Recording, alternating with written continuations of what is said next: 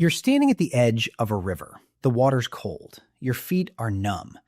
And you're waiting for something you can't see yet. Fish. Thousands of them. They're coming upstream any day now, fat and desperate to spawn. If you're here when they arrive, your family eats for a month. If you're a week too early, you starve waiting. A week too late, and they're gone. So how do you know? You can't see the future, but somehow you have to. Because getting the timing wrong doesn't mean disappointment. It means death. Not for you, for your children. This is the oldest gamble in the human story, and your ancestors won it so many times that you exist. Here's the thing nobody tells you. They weren't guessing. They were predicting. And the way they did it will genuinely change how you see your own brain. Today, prediction is boring. You glance at your phone.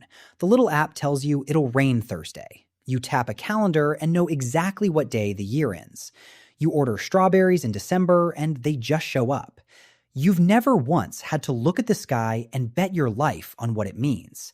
You've outsourced the entire skill. A machine remembers the seasons for you now. But strip all of that away. No phone, no calendar, no writing, no numbers even. Just you, the sky, the cold, and a memory that has to hold an entire year inside it. For your ancestors, knowing when was not a convenience. It was the single sharpest tool they owned. Miss the salmon run. Miss the reindeer migration. Miss the last warm week to store food before the frost.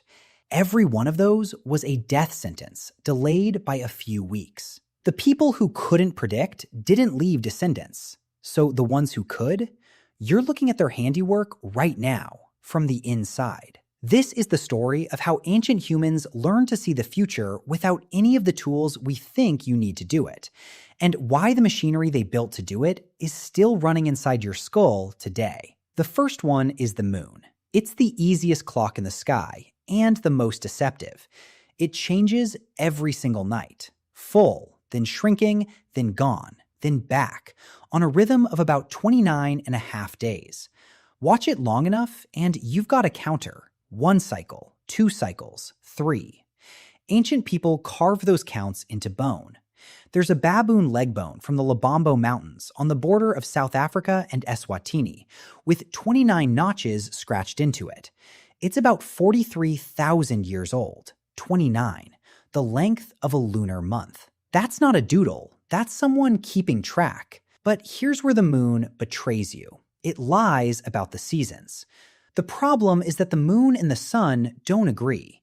The Earth's orbit around the sun, which governs the seasons, does not line up with a set number of lunar cycles. The moon tends to run through between 12 and 13 cycles in any given solar year. So if you count moons to track the year, you drift. 11 days every year. In 3 years, you're a month off. Follow the moon blindly, and you'll show up to the river a full month after the fish are gone. The moon is a liar that tells the truth every night. That's the trap. And here's the one that actually kept people alive. The sun.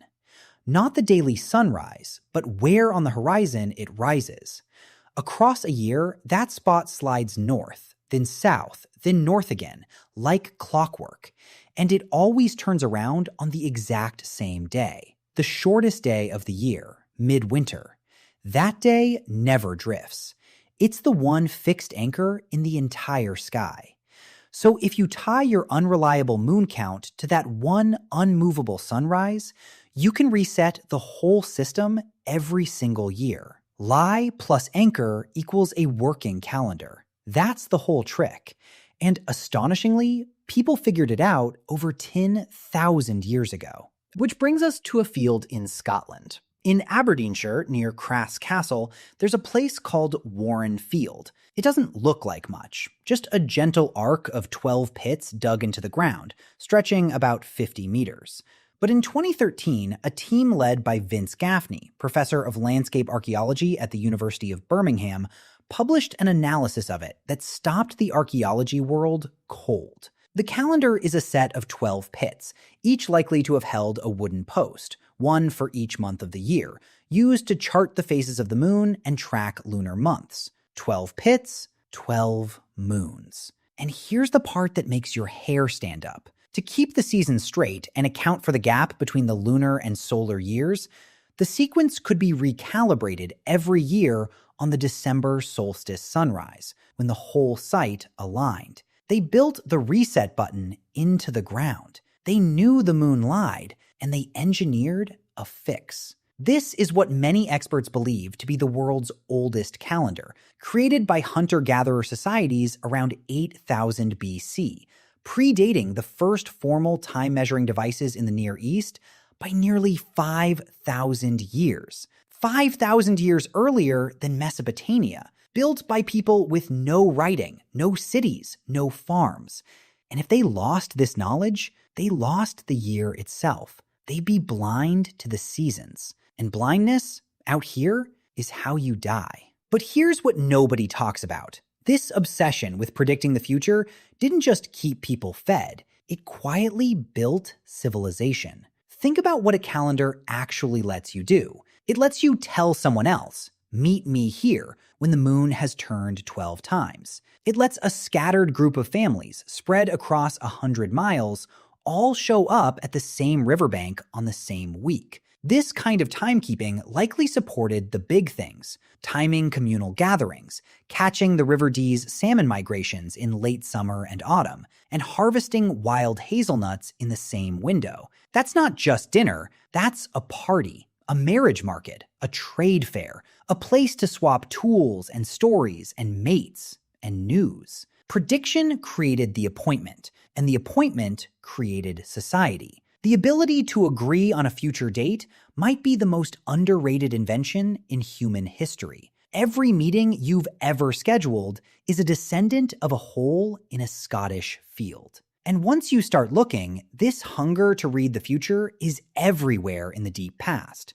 Go back around 30,000 years to a rock shelter called Abry Blanchard in the Dordogne region of France. There's a small bone plaque covered in carved pits and curves.